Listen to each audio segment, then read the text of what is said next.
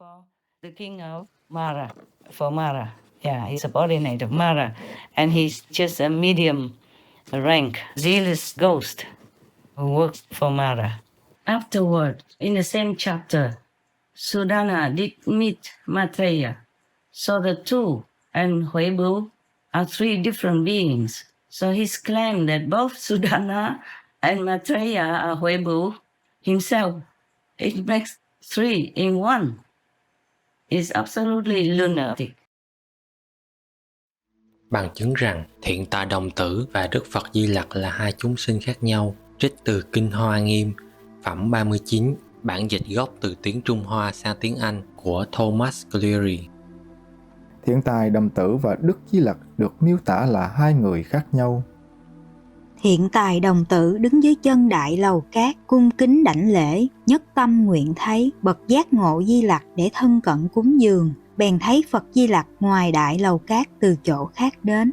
Nhìn thấy Phật Di Lặc, Thiện Tài Đồng Tử cảm thấy tâm trí thăng hoa, rất hoan hỷ vui mừng, và ông cúi lạy Phật Di Lặc từ xa. Thiện Tài Đồng Tử và Đức Di Lặc đến từ các thành khác nhau. Thiện Tài Đồng Tử thưa: Đại Thánh, từ nơi xa nào đến? Phật Di Lặc nói: Ta đến đây từ làng Cu Ti, trong lãnh thổ của người Ma La Đề, quê hương nơi ta sinh ra. Trong khi đó, Thiện Tài Đồng Tử đến từ Phước Thành, như đã đề cập trước đó trong phẩm này. Bấy giờ, dân chúng Phước Thành hay tin Ngài Văn Thù Sư Lợi Bồ Tát đã đến và đang ở đại tháp miếu trong rừng. Rồi, Thiện Tài Đồng Tử, một đồng tử xuất chúng, cùng với 500 đồng tử xuất chúng khác, đến gặp Văn Thù Sư Lợi, cúi mình đảnh lễ Ngài, đi vòng quanh Ngài, rồi ngồi xuống một bên. Khi Thiện Tài Đồng Tử thấy các linh ảnh thiên đàng qua những lầu các tỳ lô xá na, điều này được ví như với việc một chúng sinh tâm linh bên ngoài ông ban cho ông khả năng nhìn thấy. Cũng như một người bị vong linh nhập, nhìn thấy nhiều điều khác nhau và kể lại những gì được hỏi. Tương tự như vậy, Thiện Tài Đồng Tử nhờ vào sức thiện tri thức của bậc giác ngộ Di Lặc đã thấy tất cả những linh ảnh đó. Sau đó, Thiện Tài Đồng Tử xác nhận điều này khi được Đức Di Lặc hỏi ông có thấy những linh ảnh không? Ông trả lời: Bạch Đại Thánh, con có thấy. Đây là sức oai thần gia hộ ghi nhớ của thiện tri thức Di Lặc. Sau khi Thiện Tài Đồng Tử thấy vô số kiếp của Đức Di Lặc trong lầu các tỳ lô giá na cuối cùng, và trong mỗi linh ảnh, ông thấy chính mình ngồi dưới chân của Đức Di Lặc.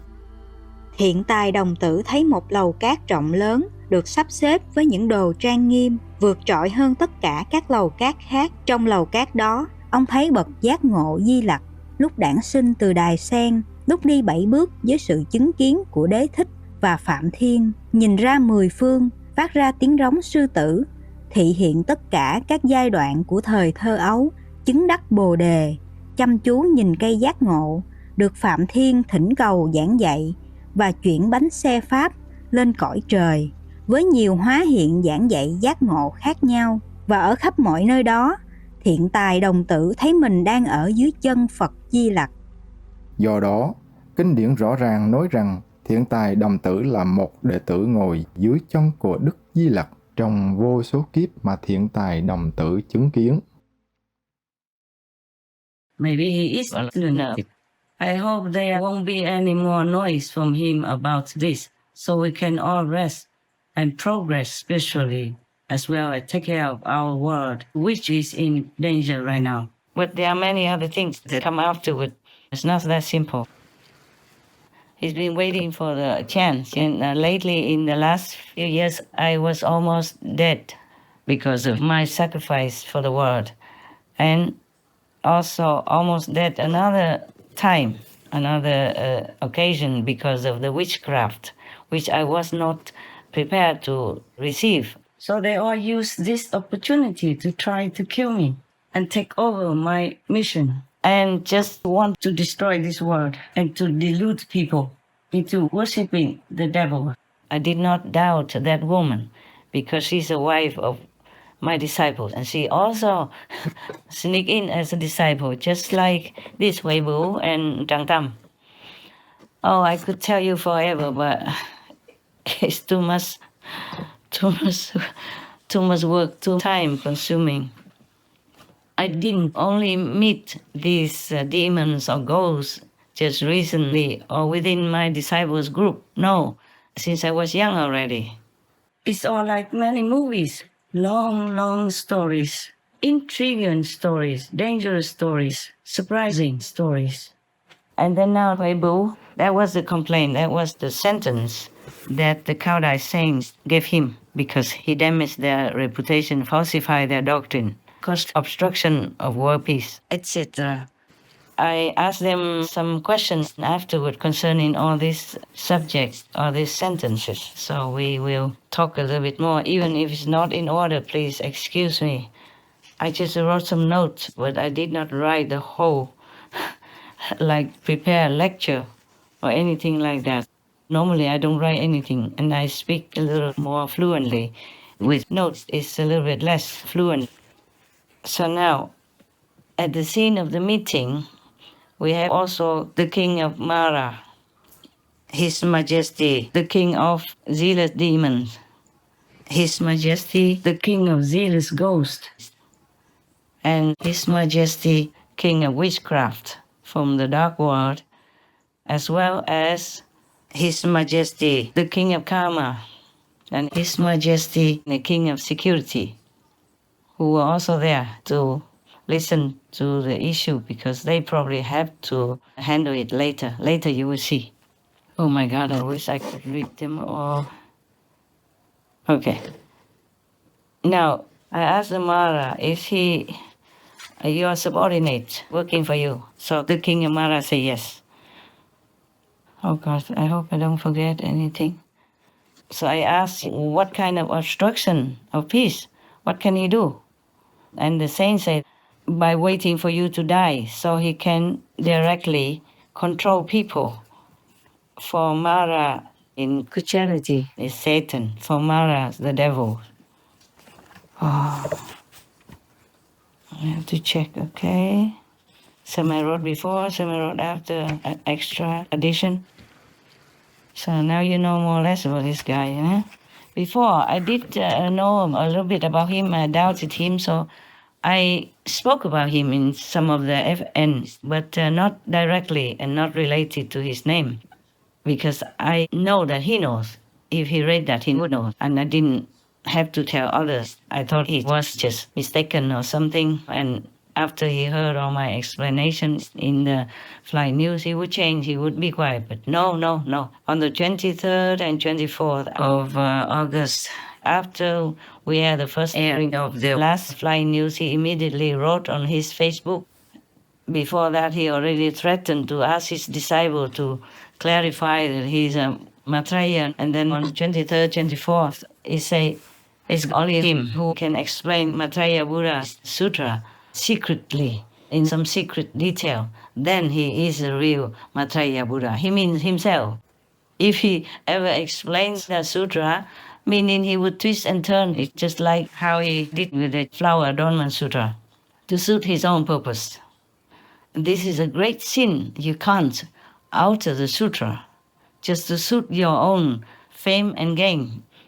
That's what the Cao Đài saint told me. Bài đăng Facebook bởi Huệ Bửu ngày 23 tháng 8 năm 2024. Di Lặc tôn Phật là vị Phật do Phật Thích Ca giới thiệu. Khi Phật Thích Ca tiên tri về sự ra đời của Phật Di Lặc, Phật Thích Ca biết rằng trong thời kỳ đó sẽ có rất nhiều Pháp Sư mạo danh, xưng danh Phật Di Lặc. Vì vậy, Phật Thích Ca đã để lại Kinh Di Lặc hạ sanh chứa đựng những huyền ký tiên tri ẩn của Ngài về cách nhận diện vị Phật hiền kiếp thứ 5 này. Vì lẽ đó, bất cứ vị Pháp Sư nào minh giải rõ ràng Kinh Di Lặc hạ sanh thì vị đó mới chính là Di Lặc tôn Phật. Còn như giải không được thì là giả Di Lặc Phật vậy. Trích từ các bài đăng trên Facebook Phật Di Lặc của Huệ Bửu. Thiện tài đồng tử, tức Di Lặc, được thiên liêng điểm vào làm đồng tử nơi Cao Đài giáo. Dì Tư đã hướng dẫn tôi về Thánh Tịnh Tam Thanh Cao Đài giáo ở xã Khánh Hậu, Tân An, nơi có trường tịnh hay thiền định theo pháp luyện đơn và đặc biệt là đàn cơ, điểm đạo cho tôi trở thành một đồng tử Cao Đài giáo. Giờ đây tôi nhắc lại những minh giải của Phật Thích Ca qua thần linh học cơ bút nơi Cao Đài giáo. Di Lặc được sanh ra và nuôi dưỡng trong chiếc nôi Cao Đài giáo. Ngài là người Cao Đài giáo với tâm hồn đại đồng. Di Lặc hấp thu giáo lý Cao Đài giáo và giáo pháp Phật giáo một cách tường tận. Ngài tu hành nơi hai nền tôn giáo lớn đó. Trích Tam Nhật Đàn tại Bát Quá Đồ Thiên năm 1935, một thông điệp từ Đấng Thượng Đế. Đắc pháp mà tiếp điển được với Thầy là ở trên Tam giáo xuống mới tiếp điển được với Thầy, còn ngoài ra không ai được hết, đó là vị minh sư ở trần thế. Thì những bậc minh sư đâu có vào cơ phổ độ hay còn được gọi là đạo Cao Đài mà lập công giống như các con nữa được, nên ở ngoài cơ phổ độ của Thầy mà ủng hộ cơ đạo của Thầy. Thầy minh ra cho các con biết rõ, những người phận sự của Thầy ở thế kêu là minh sư, nhưng còn một bậc sư ông còn ẩn. Như lời Đấng Thượng Đế phán trong đoạn kinh trên, thì rõ ràng vị sư ông Di Lặc không phải là một tín đồ của đạo Cao Đài. Điều này tín đồ cũ của đạo Cao Đài, tên Huệ Bửu này, đã xuyên tạc thánh điển Cao Đài. Now, a medium like him is not the one who transmits, who uses his body to transmit the message. He's just the body like an instrument. Yeah? Just like if I play guitar or mandolin sometimes, it's not the mandolin that makes the music, it's me who handles the mandolin and makes music out of it. Yes? Similar like that. So any medium could not declare that he's a Buddha just because he transmits some teaching from the Buddha, for example, if the Buddha wants to use his body. But the medium has to be pure and a complete vegan. The saints say he cannot eat chicken and drink alcohol like that. He does whenever he wants. He eats animal, people, meat, and drinks wine. In our association, all the members are vegan and don't drink alcohol, don't steal, don't tell lies, but he does all that. And who knows if he is still a virgin as he claims. Because the medium for Cao-Daism has to be virgin. Well, who knows if he is still a virgin? Let me ask the saints here if he is.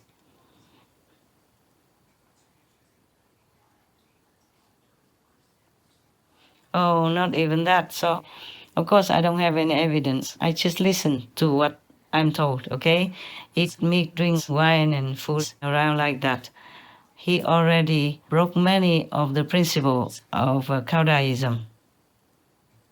Lying is the worst sin. In Buddhism also, if you lie that you are Buddha or you have attained complete enlightenment, that's the greatest lie. You will go to the relentless hell forever. If he really studied Buddhism, he should know that. And if he's really a sincere practitioner of Cao-Daism, he should know that. Because the Cao Đài saints teach all of their followers all these principles, similar to Buddhism. So this is not a mistake, it's deliberate. Because he's a zealous ghost who doesn't want to obey his king to go to the paradise that I made for them. Just hanging around, wants to cause trouble. And then after he didn't follow His Majesty, the zealous ghost king, he followed and works for Mara now. So the Mara told him to do this and that. This couple of years, I had a lot of trouble, almost death, weakened in some points. So they used that opportunity to rise up. They also know that Trang Tam's going to finish his work soon. Just like the Buddha said that the demons, ghosts and monsters fake themselves as monks and nuns or lay followers in Buddhism or other religions, and after their power is worn out, they will be caught either by the authority or they will just run out of attraction. Thus, many temples, monasteries will lie empty and desolate.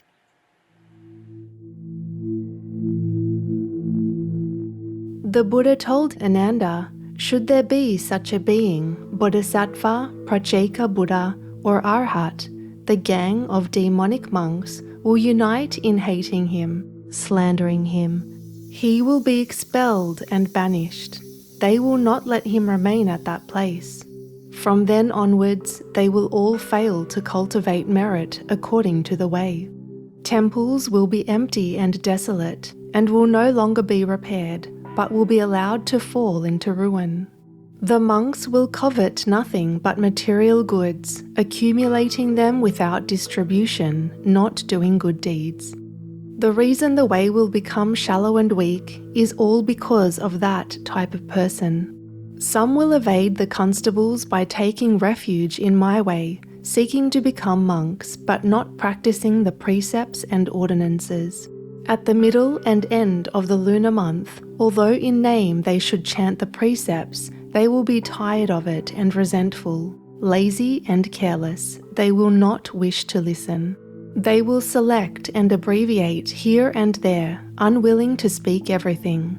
The sutras will not be recited, and should there be readers, they will not know the characters and phrases. They will force interpretations and allege their accuracy, not bothering to ask people who know.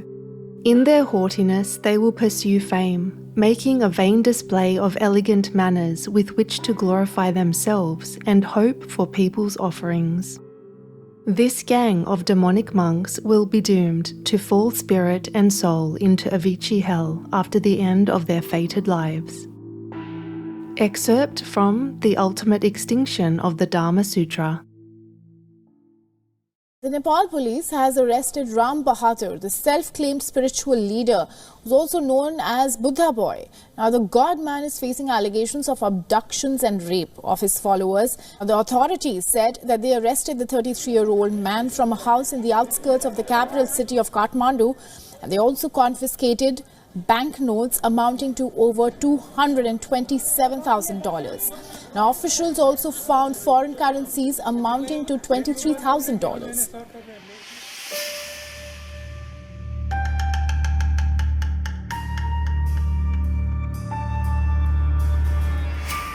Quý vị và các bạn thân mến, trước khi nào con người ta chứng kiến nhiều người từng là sư, là thầy, có chức vụ trong tôn giáo, lại thực hiện những hành vi buôn thần bán thánh, lươn lẹo và lừa đảo tinh vi như trong năm 2021-2022. Hàng loạt cựu sư thầy, loạt trụ trì bị phanh phui, chỉ đến khi báo chí đăng đàn, cơ quan chức năng vào cuộc, xin mạn phép gọi những giả sư giả thầy này mới lộ bộ mặt thật là những kẻ lừa đảo chuyên nghiệp. Viện Kiểm sát Nhân dân tỉnh Vĩnh Long vừa ban hành cáo trạng truy tố bị can Phạm Văn Cung, 40 tuổi, nguyên trụ trì chùa Phước Quang, và Nguyễn Tuấn Sĩ, 54 tuổi, ngụ thành phố Vĩnh Long, cùng về tội lừa đảo chiếm đoạt tài sản, cùng tổ chức nhiều chương trình, sự kiện để tạo uy tín cho bản thân, cùng giới thiệu với các bị hại là quen với nhiều lãnh đạo cấp cao, làm các video clip về hoạt động từ thiện của nhà chùa Phước Quang và Trung tâm Cô nhi viện Phật giáo Suối Nguồn Tình Thương, mà Cung là nhân vật chính thực hiện để đưa lên mạng xã hội. Thông qua đó, Cung quảng bá hình ảnh, tạo lòng tin cho nhiều người. Qua đó, Cung giới thiệu về công việc từ thiện của mình và tự nêu lên hoàn cảnh, điều kiện khó khăn, vất vả trong việc nuôi dạy các cháu mồ côi, nhằm làm cho họ cảm thông và trợ giúp. Cung còn chủ động dựng lên các sự kiện không có thật để được cho mượn tiền. Tổng cộng, Phạm Văn Cung đã vay tiền của 4 người hơn 77,7 tỷ đồng để chi xài cá nhân, dẫn đến không có khả năng thanh toán. Sau khi bị tố giác, Cung đã trả lại cho các bị hại gần 10 tỷ đồng. Như vậy, số tiền mà Cung còn chiếm đoạt là hơn 67,7 tỷ đồng.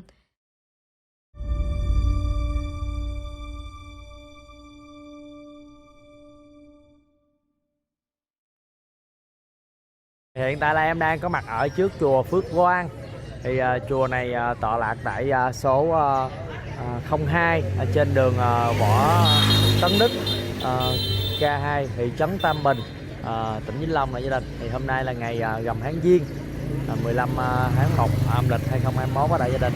Thì chùa này cách đây mấy tháng trước á, thì cụ trụ trì ở chùa này bị người ta tố là lừa gạt chiếm đoạt tài sản đó. Chùa năm nay vô đây vắng hả cô? Dạ. Chùa luôn con ơi. Dạ, mỗi năm ở chùa đây chắc đông hơn hả cô? Ít không? Mấy năm nay ít. Dạ, mấy năm nay nhiều. Dạ, mấy năm trước thì nhiều. Dạ.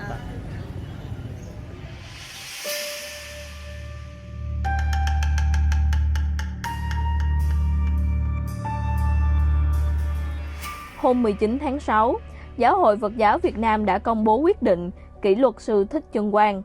Theo đó, ông không được thuyết giảng dưới mọi hình thức, không chủ trì tổ chức các sự kiện tập trung đông người tại Thiền Tôn Phật Quang và các địa điểm khác trong thời gian 2 năm. Nội dung quyết định nói trên là từ thông báo của Ban Thường trực Hội đồng Trị sự Giáo hội Phật giáo Việt Nam. Theo thông báo, Giáo hội Phật giáo Việt Nam đã nhận được nhiều phản ánh từ Phật tử, nhân dân, báo chí về việc những bài giảng của Thượng tọa Thích Chân Quang gây hoang mang trong xã hội, gây phản ứng từ cộng đồng, làm suy giảm niềm tin vào Phật Pháp và ảnh hưởng đến uy tín của giáo hội này.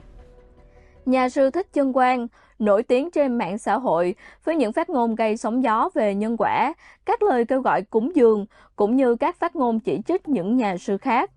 Trên các nền tảng như YouTube, Facebook, TikTok, không khó để tìm được các phát ngôn gây tranh cãi của ông. Một số câu nói gây nhiều tranh cãi của nhà sư Thích Chân Quang bao gồm: phải tìm tiền mệnh giá cao và đưa cho thầy trụ trì, ông thầy trụ trì mới làm được việc đạo nha. Tại sao lại có gương mặt đẹp như vậy? Bởi vì kiếp nào đó ta cũng tham dự lễ đúc tượng và ta cũng đã cúng dường. Người mà có tâm đạo, cúng luôn cả cái nhà mình cho chùa luôn, dọn đi chỗ khác ở. Ai hát karaoke nhiều, người đó có nguy cơ chết làm ma câm. Nếu ông Thích Chân Quang có vi phạm thì sẽ xử lý nghiêm minh. Cũng theo tờ báo này, những phát ngôn của nhà sư Thích Chân Quang trong các video trên mạng xã hội không đúng với giáo lý, giáo luật, truyền thống văn hóa của Phật giáo và lịch sử của dân tộc Việt Nam, sửa đổi giới cấm trong chứng điệp quy y tam bảo của Phật giáo.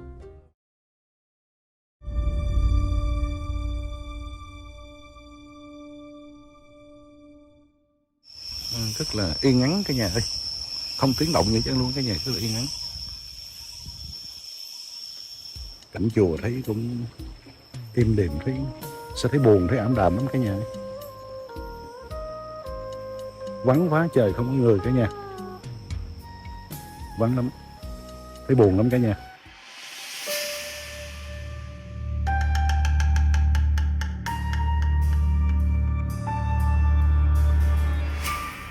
Tucked away in the valleys of northeastern Thailand, this temple was once raking in millions in cash, gold and jewels from wealthy donors. The temptation proved too much for its monks.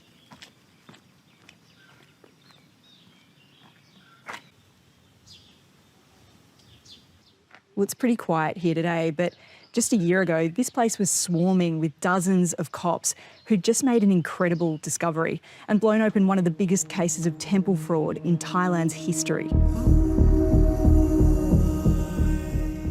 It centred on one of the country's most famous monks, Pra Kom, who'd developed a loyal following among the rich and famous.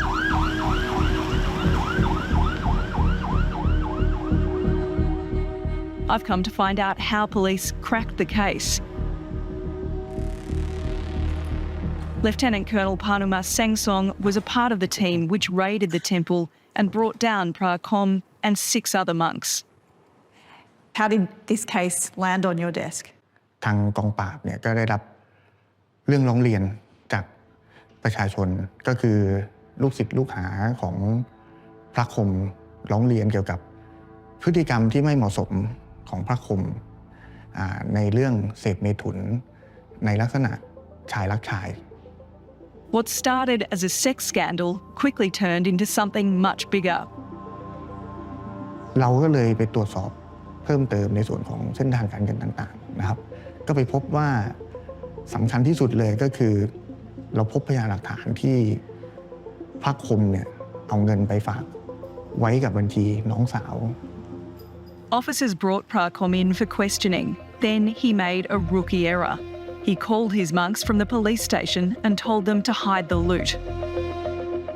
บางคนก็เอาไปไว้ที่หอระฆังบ้างเราก็พาเขาไปตรวจยึดบางคนมีการเอาไปขุดหลุมฝังไว้ที่ภูเขาหลังวัดนะครับโดยใส่จีวรห่อไว้แล้วก็ไปขุดดินแล้วก็เอาไปฝัง They were caught red-handed, as pictures from the raid captured. เราสอบสวนจนเขาพาไปขุดหมดก็จะมีซ่อนไว้ตามมุมตามป่าตามภูเขาหลายจุด So this was jewelry that people had donated, right? ก็จะถูกถ้าเป็นทองแท่งทองรูปพรรณเนี่ยก็จะเอาไปหลอมทำเป็น ยอดฉัตรบนเจดีย์อย่างเงี้ยครับส่วนใหญ่เป็นทองส่วนใหญ่เป็นทองคำทองแท่ง Wow. Look at that gold. Pracom has since been jailed for his part in embezzling a staggering 12 million Australian dollars in temple funds. ทุกสืบสวนเนี่ยก็ตกใจว่าโอ้โหเงินที่คนที่ว่าเป็นคนที่นับถือศาสนาพุทธนะครับที่มีจิตที่จะอยากทำบุญเพื่อเอาไปทำนุบำรุงศาสนาเนี่ยแต่กลุ่มนี้ก็เอาไปเป็นของส่วนตน The Cathedral of the Holy Cross is the largest Roman Catholic church in Boston.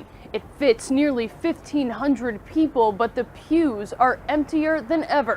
I've been a priest for 45 years now, and I think it's a great blessing. But I think, like every other intelligent Catholic, there would be things that the church stands for and the things the church says that I, in fact, am not happy with. Right now, 30% of Boston adults identify as Catholic. That number is down 20% since 2000 across the U.S. In Boston, Maybe 40%, due to various things, particularly the sex abuse scandal, anger at statements from the Vatican. statements ostracizing Catholics who call church home.